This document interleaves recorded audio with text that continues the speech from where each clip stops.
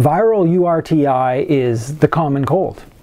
URTI stands for upper respiratory tract infection, and the common cold is caused by a virus.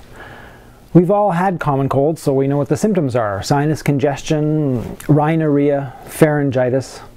Sometimes you'll see it shortened to VRTI, viral respiratory tract infection, or URI, upper respiratory infection, but I think viral URTI is the most precise.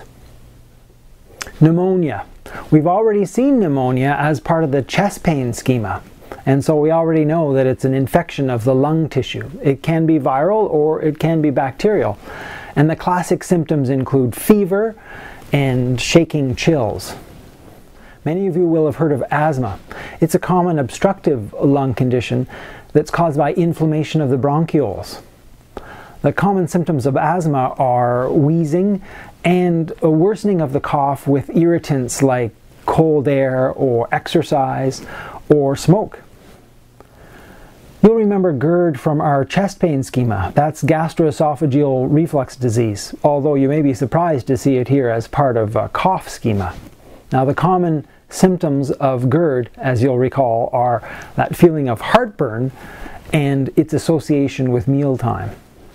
PND stands for post-nasal drip.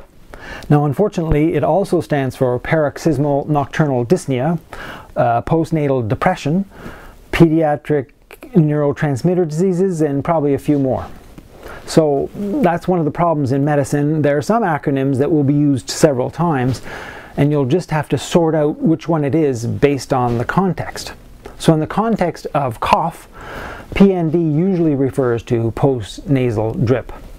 Now, the common symptoms of post-nasal drip may be a dripping feeling in the back of your throat or nasal stuffiness, but often post-nasal drip will go without symptoms except maybe cough. ACE inhibitors are a common class of antihypertensive medications. ACE stands for angiotensin converting enzyme, and a common side effect of ACE inhibitors is cough. COPD stands for chronic obstructive pulmonary disease, and it includes chronic bronchitis and emphysema. It's caused by the long-term effects of smoking. So that's a brief look at the 7 causes of cough that we have in our approach to cough schema.